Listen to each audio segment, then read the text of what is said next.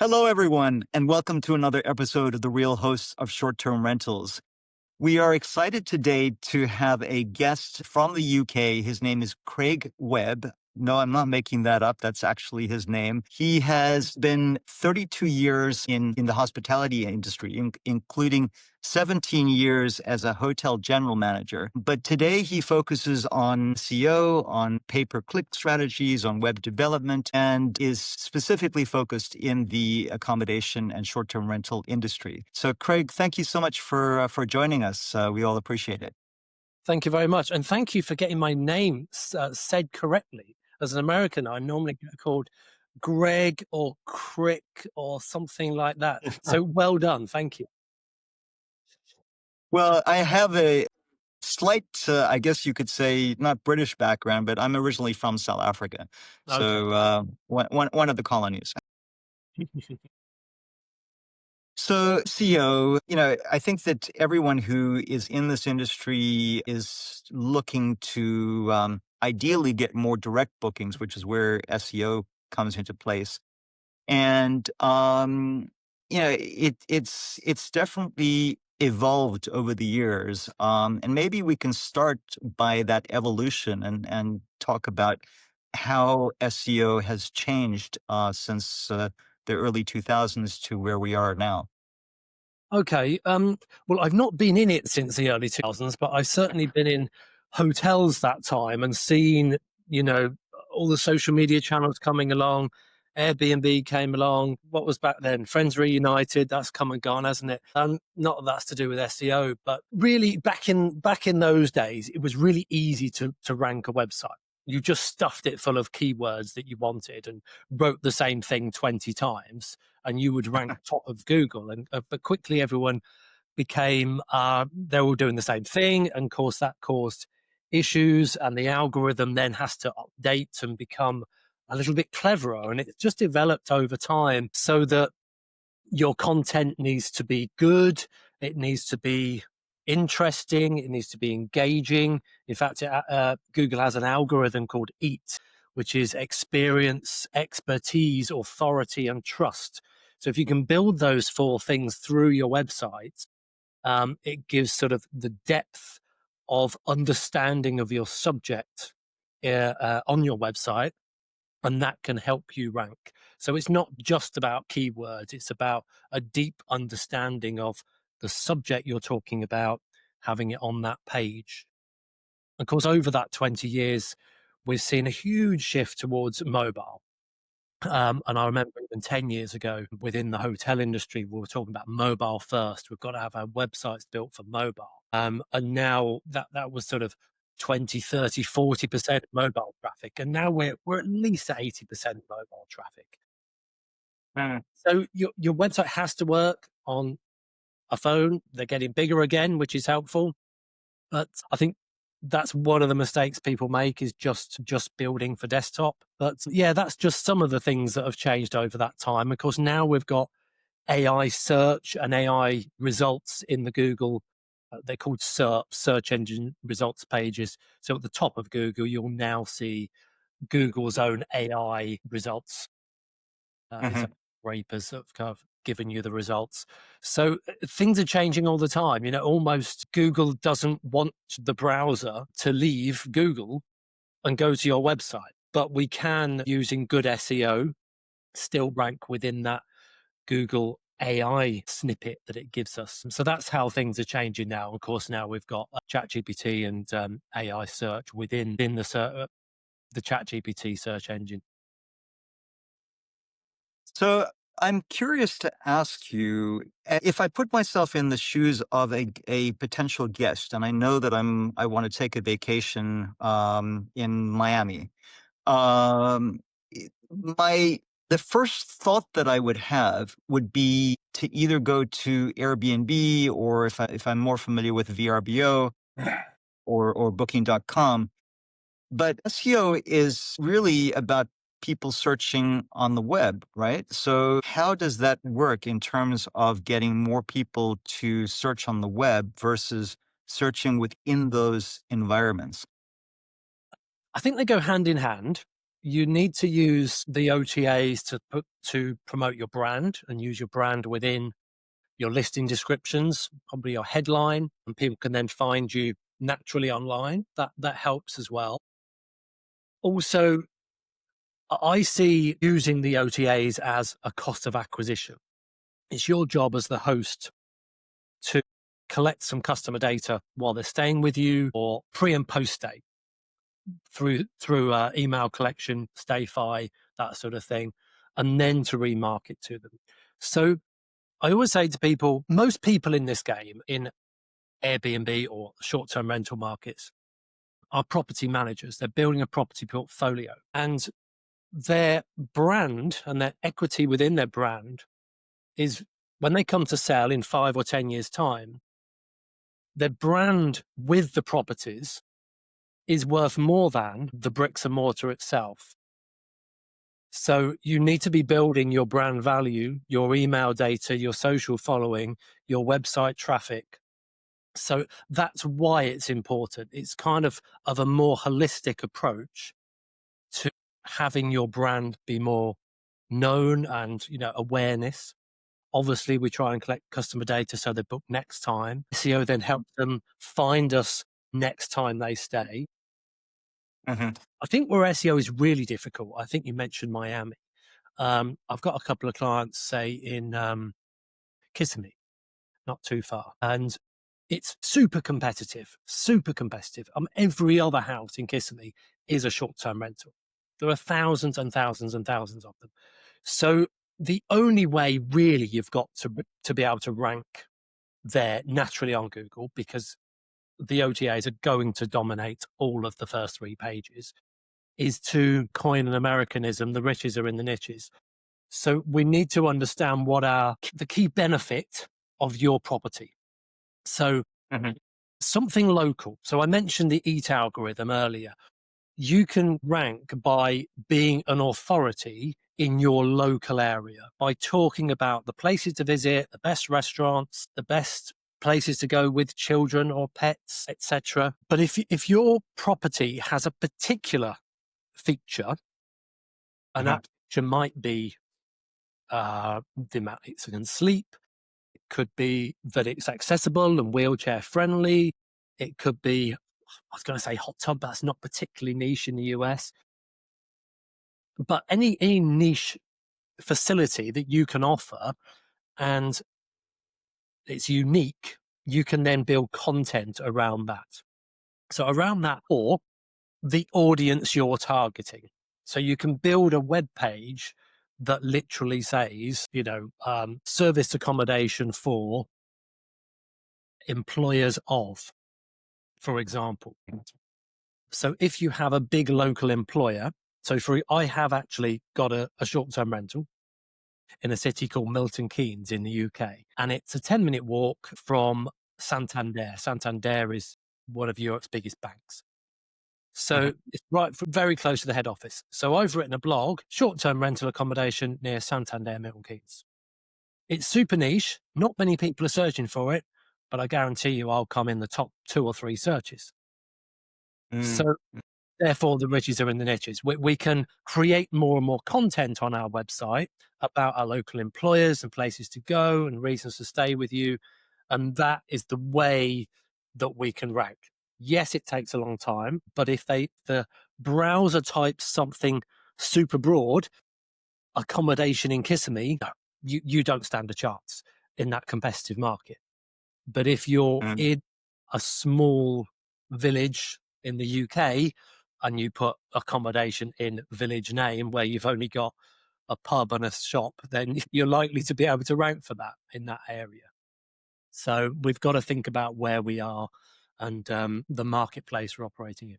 Makes sense. Makes sense. I'm going to open it up to the rest of our group for other questions, guys. Liam, Michael, Alex, do you have some questions for Craig? I have a question. You were saying at Google, they're kind of getting to the point where they don't want you to leave the browser and they want you to stay on that page. And so they're providing a bunch of answers for you and they don't want you to go to your website. What are some strategies that you have to get people to go to your website when Google's actually showing a bunch of results on the results page? Yeah, and they're still showing you with a link, so they're still sort of saying, "Look, this is available, obviously, to click through." They're not preventing that, but you have a thing called a meta description, which is about 160 characters. It doesn't actually give you any what I call SEO juice. There's no ranking factor to it, but it does help you with your click through rates. So if you're 160 characters, so your result comes up, Google shows you, and then your meta description really resonates with the browser, then that's your opportunity to try to get them to click through on your listing. So if that expanded 160 character copy really does hit home to them and they go, yeah, that's definitely what I'm looking for, that's more likely to get that click, because you've got to show up in the AI results in the first place, which is a whole nother a whole nother question. Mhm.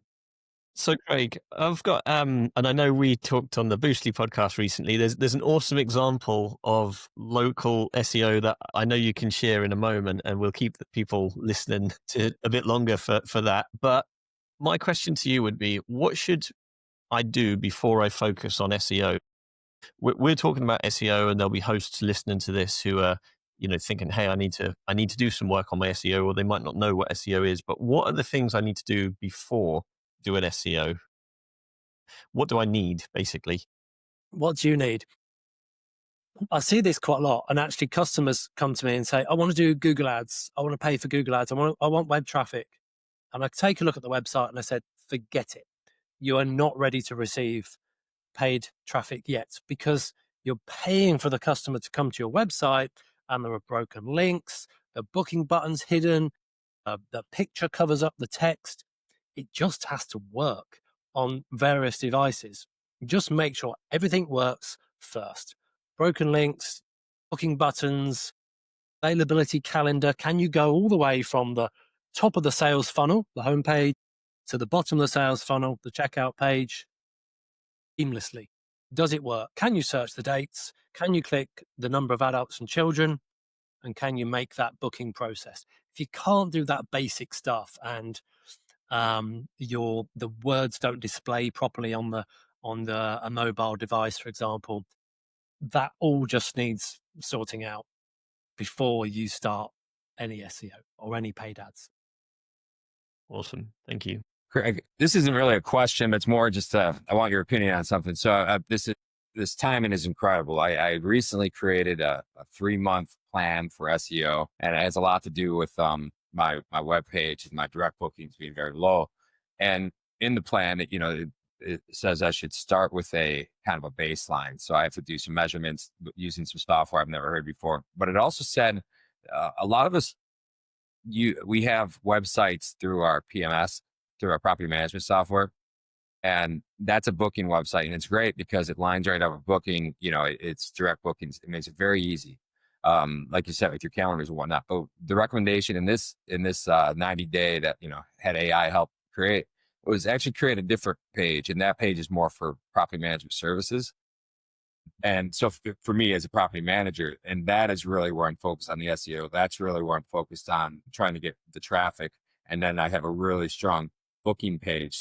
So I keep that with my PMS system. And then I have an independent website that I manage myself, or have somebody manage for me as kind of the, where they come to. I mean, would you recommend that? Because if we're using PMS for our websites, maybe we don't have total control over it. Would you recommend kind of creating our own and then using their system for direct bookings? I think you're right to have separate site, certainly a separate page for property management, because generally people looking for vacation or holiday rental are not really interested that you're a property manager.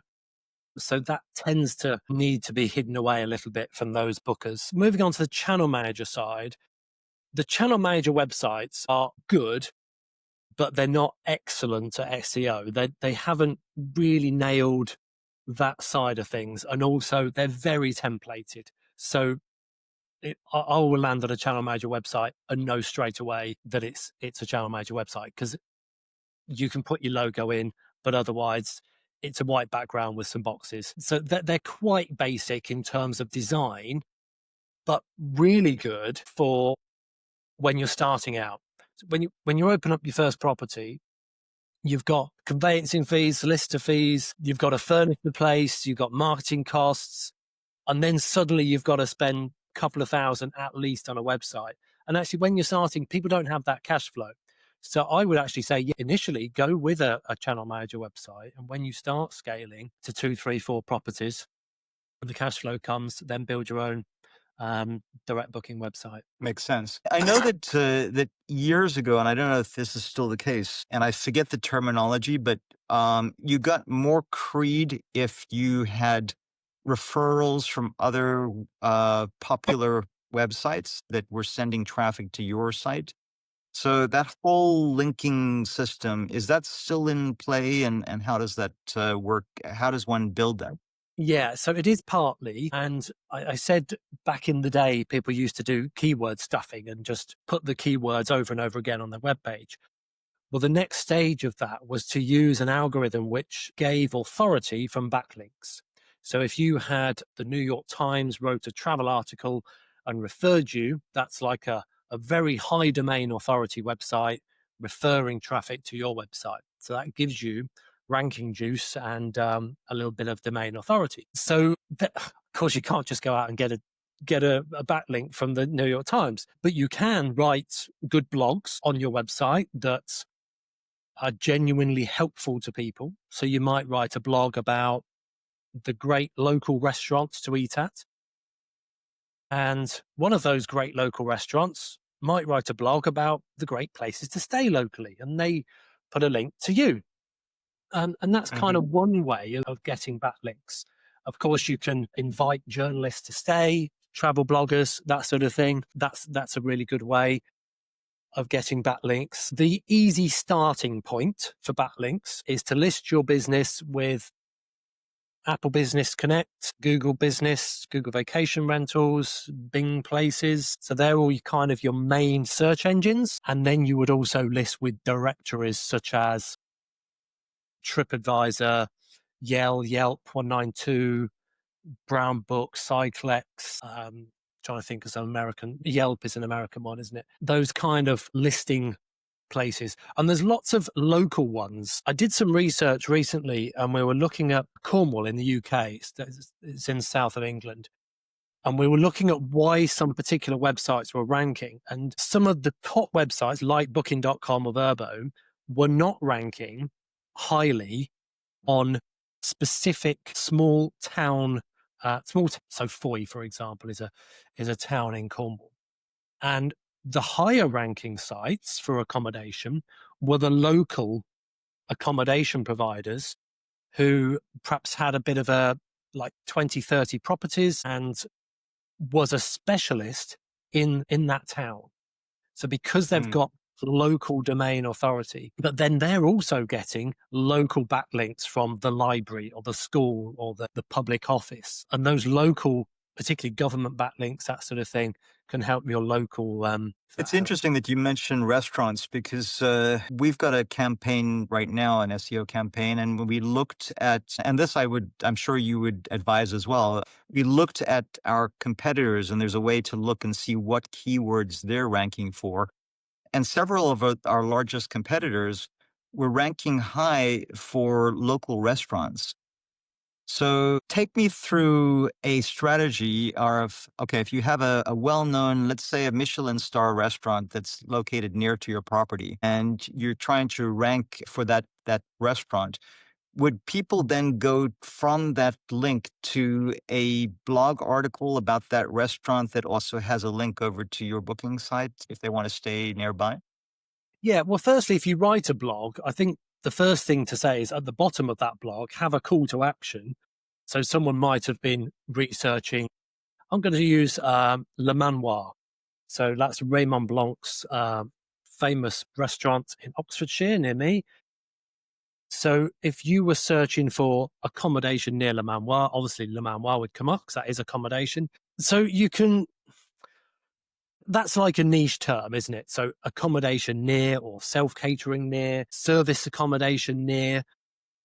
And that's why people write blogs around restaurants. So to try and take a step back, we've got our core keywords, sort of money keywords in the center, but then we've got our broader ones where people are researching an area. They're not necessarily our money keywords, but they are keywords pertaining to the region and the things that people are looking to do when they come to the area. The people that are looking to come to the area might not have booked accommodation yet. So that's why we're kind of talking about restaurants tend to be a good starting point, because people coming might be looking to book an anniversary meal or a table of 10 for a group of friends. So often they come hand in hand, those searches. You're going to stay in a restaurant, you might need accommodation. You're going to do a family outing, and one of the top 10 things to do with kids in X city, then they're also looking for accommodation at the same time. So that's why so we're talking around the subject to try and broaden our keywords. Yeah. Makes sense. Yeah. I kind So of hashed the answer together there, but I think I got there. One of the things which comes up, Craig, I know, and this stops a lot of people, is we've talked about backlinks, we've talked about, keywords, we've talked about niching down. And I guess there's a lot to think about with SEO, but what would be the first thing for anybody who's listening to this? What would be the first thing that everybody should check? Should they go on and check, are they talking about their niche, or should they go on their website and check if they got a backlink, or should they be checking for broken links first? Is there kind of a hierarchy to how important each one of these things are, or are they all as important as each other? They all, if you're going to score them, they all just give 0.2%, every single thing. And there are hundreds of things to do. So it's just about chipping away at them all the time. And it's also that when people get their website, they think that's the end of the goal. That's the finishing line, but it's not. It's the starting line. And SEO is just one way of getting traffic. I don't particularly do much social media for clients, but social media is good at getting traffic. So is PPC, so is SEO, so is local ads, traditional ads, print ads, QR codes, networking. These are all ways of getting people to your website. So do all of them, in little bits. But you said, what's the first thing you should do? I would say to map out your website. Your homepage is the top of the sales funnel. So we're starting a little bit broader there. And it's kind of your, let's say, accommodation type. So let's say self-catering, who it's aimed for, family friendly, in village name, town name. Self-catering, family friendly, town name. So if people are searching that, it's quite long tail, it's quite niche, but also you're including lots of keywords at the top of the sales funnel on your homepage. And then on your property pages, you're a little bit more middle of the sales funnel. So we're now talking about how many it can sleep, whether it's sea view, lake view, that sort of thing. People also tend to try to give all of the information on the homepage. It doesn't work like that. People are not ready to be overwhelmed by information. When they arrive on your homepage, they just want to know, do you have accommodation in that town? That's all. That's as far as it goes. That's the only question they have at that moment. Then they move on to your accommodation pages and start the searches. Now they're looking for availability and how many people, and does it have a ground floor room for grandma? That's the sales funnel they're going through. Then they get to the checkout page and they have a different set of questions. What's my cancellation policy? Does it have an EV charger? Does it have a cot in the place? They don't need to know it's got a cot on the homepage. So we need to break it down in that funnel like a domino effect. The first domino knocks over, yes, they've got accommodation in that town. Then they hit the next domino. Yes, they can sleep 4 adults and 2 children and grandma. Yes, and then then they start getting the credit card out. Yeah, but don't overwhelm people. Just break it down as you would like to read it. And I think people just get overexcited and they want to tell everybody that we've got Netflix on the homepage. It doesn't matter. People don't care. at that point. So just chunk it down. It sounds like it's like eating a mountain of ice cream one spoonful at a time. You're just going to have to get started at some stage, or it's never gonna happen. With what you mentioned earlier on, you mentioned recommendations, restaurants, and stuff like that. So where does that fit into that journey? Where's that fit into the journey? It's like the back door in, because you're trying to capture that. Every time you write a blog or start a new web page, you're opening a new sales funnel to a new audience and a new set of keywords. So, and that's why blog content and keep creating it is important. And like I said, it's not like your really core keywords. It's those keywords around them. They're secondary keywords. So we're just trying to catch a broader audience to get them into our bucket.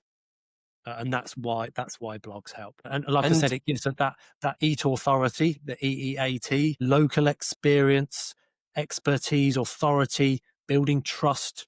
You know, I've been here for 15 years. I've tried all these restaurants. You know, I'm a super host. I've got all these reviews. I've got security certificate. I've got payment protection. All of these build up the picture of, it's not just SEO, it's conversion, isn't it? Yeah, building trust. I know there'll be more questions from the group, but there's just two more points I want to get in, which is number one is, well, what tool should I be using to help me monitor this stuff? Is there a particular tool? Is there like one magic wand that can help me, or is there multiple ones that I should be thinking about or looking at? There are multiple ones, but Google have their own. And two of them you must have connected to your website is Google Analytics and Google Search Console. If you're only going to do one of those, Google Search Console, because that's the one that indexes your pages and crawls your website and tells Google, right, there's another page. This page has been updated. Come and recrawl it, re-index it because it's got new content. Index mean, just for somebody who's non-techie at all? What does it mean? So we might have our keyword self-catering accommodation in Norfolk. And at the moment, Liam, you might be in position 9 on page 1. But we create a lot of new content and we refresh the page, add some keywords, add some bullet points and some FAQs and that sort of thing. And we send it for indexing again. And Google now says, this page has got new content. It's much better. We're now going to put you up to position 3. So it just re-indexes you and reshuffles the. Awesome. I may interrupt you on those tools. So the Google Search Console and Google Analytics. Analytics tells you who is visiting your site, not their name, but the demographic. So it might tell us that they're 40 to 45, that they live in the UK, and that they're on a mobile device. But that's also helpful. So if we know that 60% of our traffic is men that are 40 to 45 in the UK, well, instantly our Google Ads campaigns are going to be much easier because we can target them to that demographic. So that's why data is important. And we also know that if that's our demographic, we can create our content to resonate to that audience. And we might think our audience is 40 to 45-year-old men, but analytics tells us actually they're all 80% 30 to 35-year-old females. So we now need to decide that actually telling them one thing is important, but we need to tell them there's really good makeup mirrors and curling tongs and hair straighteners. So we now need to revise our content for our audience. Craig, this is actually a good pivot point since you mentioned pay-per-click, and I know that that's something that you also focus on. We've done pay-per-click campaigns before and quite frankly have lost a fortune from it, which I think is very easy to do. And I think that a lot of people who don't know too much about pay-per-click, it's very easy to lose money because Google wants you to spend money with them. And if you rely on the Google expert who is your account manager for pay-per-click, they're not in it for you to be successful. They're in it for you to spend a lot of money with them. Maybe talk us through what is your strategy for pay per click, and how do you do this without losing money? Hmm. Um, I would say go into it, expect to lose money. Certainly in the first 2 to 3 months while the campaign's learning, I would keep your number of keywords down, and I would keep them. It gives you the option to have broad match, phrase match, and exact match keywords. If you have broad match, so say for example, broad match might be accommodation in Orlando, and you want to bid on the key term self-catering accommodation in Orlando. Well, some of the words match, so your ad will show, and then suddenly other keywords start relating to it, and you'll start spending money on keywords that are completely irrelevant, like hotels, because accommodation came up, then hotel came up, and someone clicked on hotel accommodation and your ad came up. So now suddenly you're spending £2 a click on hotel keywords if you're not keeping an eye on it and not stopping those keywords from showing you. So you need to add those keywords as negative keywords from the start so you don't waste that ad spend, and keep it really super niche, max 50 keywords, keep them on phrase match, and go in at least twice a month and maintain them, maintain the ads. But I would say if you don't know what you're doing, don't do it. Should everyone do a pay per click campaign, or does one only do a pay per click when you get to a certain level? Or I would certainly think if you had, I think you need probably five or six properties at least to do pay per click. Should everyone do them? No, don't do them if you're fully booked. You'll be paying for ads and people will be finding that there's nothing available anyway. So I've seen that happen before. If you want to just do ads on your brand name only, you just do one keyword, your brand name, then you can guarantee you rank top, unless a competitor is also bidding on your brand name. Unlikely, yeah, but might be. That's a really easy way of ranking high up, and you can put just a 2 pence a click a bid on it, and you'll always be up there. Do you know what? That's exactly what I do for Ginger and Gold. Is we bid, pay per click on our own brand, and what it then comes up as is Ginger and Gold at the top saying sponsored link, and then our website straight underneath. And obviously, I do pay if somebody clicks the top one. But the reason we do that is because so many people we try and send from Airbnb or Booking.com, where we're showing the brand, and so as soon as they type in Ginger and Gold Norwich, I want them to not land anywhere else but on that. Either on the ad or on the website directly, and that helps to guarantee that. The only issue I have had, Craig, is exactly what you said, where somebody else, because there must be a website out there which tells people what they should be bidding on, or something like that. Somebody else started bidding or pay per click for Ginger and Gold, so they started trying to steal the word Ginger and Gold. There were 2 sponsored ads, and one goes to a competitor, which was It's incredible. frustrating. And when that happens, it's an auction, and you might put a penny a click on, and they might put 10p a click. So you then have to put 11p a click. So you don't know. But in Google Ads is a keyword tool that would give you ideas of what keywords to bid on. So they may well have put your website into that keyword tool, and they've just clicked on your brand name. Fair enough. I think that's a pretty clever strategy. I think we should all bid on our competitor. Well, you can't do it. You can't do it if it's trademarked. I have looked into getting it trademarked. That would be the only way to Okay. stop them, but it's expensive. Okay. Yeah. Makes sense. So, Craig, there was an awesome example that you've shared, I know, before about the Amazon depot with travel lettings on another podcast. Can you just share why that worked? Because I think it's a great example of how somebody could beat SEO for people like Booking.com or Airbnb. Yeah, okay. So I just launched this website. It's called Webb Hill Stays. Hill is a business partner. When I launched it, I then realized that there's a place called Webb Hill in the US. Anyway, doesn't matter. I've written a blog. MK is Milton Keynes. It's a city. And referring to Liam's example of the Amazon depot, this is very similar. So I think I said earlier in this podcast, there's a big employer near us called Santander, the headquarters of the bank. So I've written a blog about service accommodation near Santander. Similarly, service accommodation or service apartments near Network Rail. So Network Rail is the UK headquarters of the rail network, just a sort of 12 or 13 minute walk away from the home. Just by doing that, it almost guarantees us on this really, really niche subject that we can rank on it. Now, Booking.com and Airbnb aren't bothering with this niche stuff. Yeah, they're not bothering with that. They're just looking at accommodation, apartments, hotels, B&B, all that stuff. They're not looking at the detail of the local employers. So I kind of mentioned it earlier in the podcast.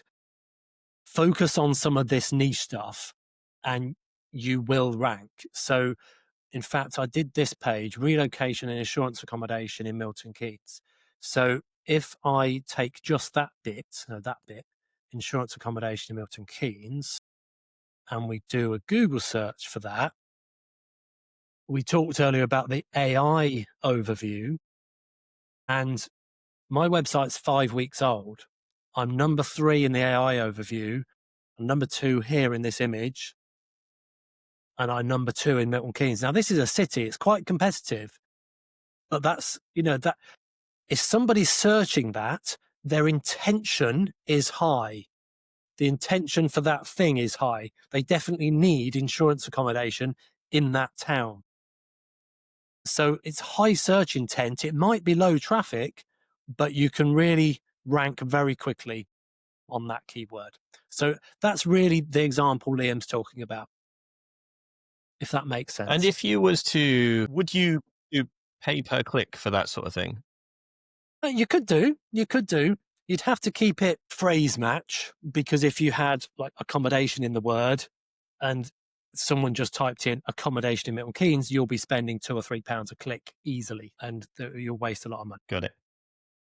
Makes sense. Awesome.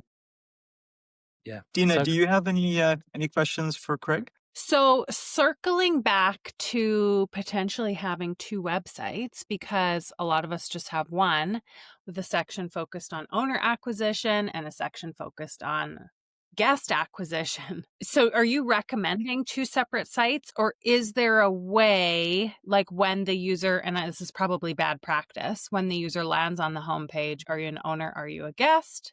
Is that taboo?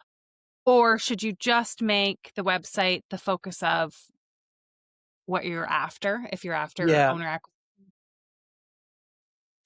The problem with property management services on a booking website is that property management keywords also relate to the realtor industry, or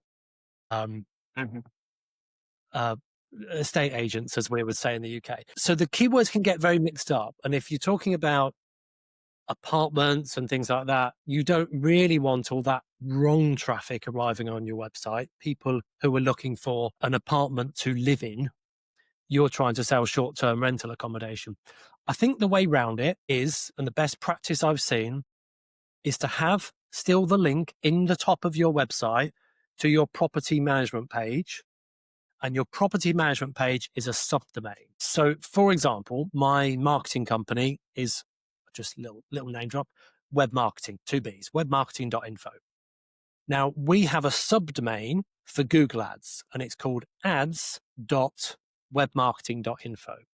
And that ads.webmarketing.info is a separate page and its own kind of sales funnel. So it's sitting on a different domain, and you're not confusing Google of what your services are by having the 2 things on one website. Okay, that's great. Thank you. My other question was in regards to the keywords that you're kind of using to niche down are keywords I might not even consider. So The UK is actually the 5th largest source market for guests to stay in my area in Canada. We've got 2 Canadian cities that take the top 2, then the Americans, and you guys are coming in. But I don't know the language that you're using when searching. Do you recommend figuring out what some of those words are? You didn't call them serviced accommodations. You called it self-catered. Is that important for me to consider? It depends what you use. I have seen on Google, like Google business profiles, because I've got access to US Google business profiles and UK business profiles. It knows the difference between holiday and vacation. Google knows. So I wouldn't worry too much. If a UK person is searching for holiday accommodation in Vancouver, Google knows it means vacation rental in Vancouver. So I wouldn't get too hung up about it. And last question, thank you. Platforms. When you're onboarding a client, which one's going to make you pull your hair out the most? Is it like Squarespace, Wix? Like, what are some of those platforms you're like, oh, this is really detrimental to the work that you need to perform? Look, Wix and Squarespace, they have their place, but the design and the functionality is quite limited. I would always recommend WordPress because it's an open source network and you can add whatever design, whatever functionality, whatever speed, whatever plugins, whatever caching you want to do, you're in control. On Wix and Squarespace, you're not. The website will go as fast as Wix and Squarespace allow it. But if it's your own website, you can design it completely how you want, not just within the limitations of those other platforms. You can be a little bit beholden to them as well, and they can charge quite a lot for security and SSL and things like that, which if you just have a domain with WordPress, it's free. I don't charge my clients a penny for SSL, whereas sometimes for domains with GoDaddy and their WordPress versions, they'll charge you $60, $80 a year just for SSL, and it's free everywhere else. So yeah, I would go. Starting out, I said earlier, I don't mind the channel manager websites. Design is limited, SEO is limited, but while cash flow is tight, definitely start out with one of those. And as you scale, move on to a WordPress website. Makes sense. Craig, we've been talking, I don't know if anyone else has any other questions, but this may be the last one. We've been talking about channeling people to a direct booking site. But here's a question relating specifically to the OTAs, to Airbnb, VRBO, etc. And that is, when you are creating your listing, is it important within the OTA and within your listing to put as many keywords that would relate to your properties so that when people type in those keywords into Google, maybe they will get a direct link to your property on Airbnb? Yes, you can use, say, a property name like as a brand. If you've got a particular property that has a good kind of memorable name that people might Google as well. I had a thought then, and I've lost my train of thought. That's what I was going to say. Each channel has its own speciality. And I think people fall in the trap of using a channel manager and pushing exactly the same content to Airbnb, Booking.com, VRBO, and their website. Now, if you've got the same content going to those 3 places and your website, those 3 other places are going to beat you on ranking for that content. And Google are going to think that your content is a copy of their content, but it's actually the other way around. So there's 2 things here. Your web copy and your property listing, it needs to have a pretty unique description, unique title and description. So that's one point on that. By doing that, you just disconnect the property from being updated from the channel manager on the website. The second point was that the 3 OTAs, the 3 big boys, all target slightly different audiences. VRBO tends to be bigger properties and groups, tends to be very corporate through its Expedia links. So therefore, the headline for that property should not be the same as Airbnb. And also Airbnb only gives you 50 characters and VRBO gives you 150 or something. Mm. So don't have them the same. Booking.com, again, much more corporate. Talk about the corporate things that those people are interested in. The corporate guests want Wi-Fi, a desk, and parking. The leisure guest on Airbnb wants the fire pit and the hot tub. So we need to talk about the different things. That's fascinating. Yeah, that's definitely something that I have not been doing correctly, and I'm guessing several of the other members of this group have not been doing correctly. Just my opinion, Lawrence. And Yeah, when you've got 20 properties and you've got a channel manager which is there to make life easier, you're going to use it. And, that we use these tools to make life easier. But I'd say once you get the time, then try to create some unique content for your website.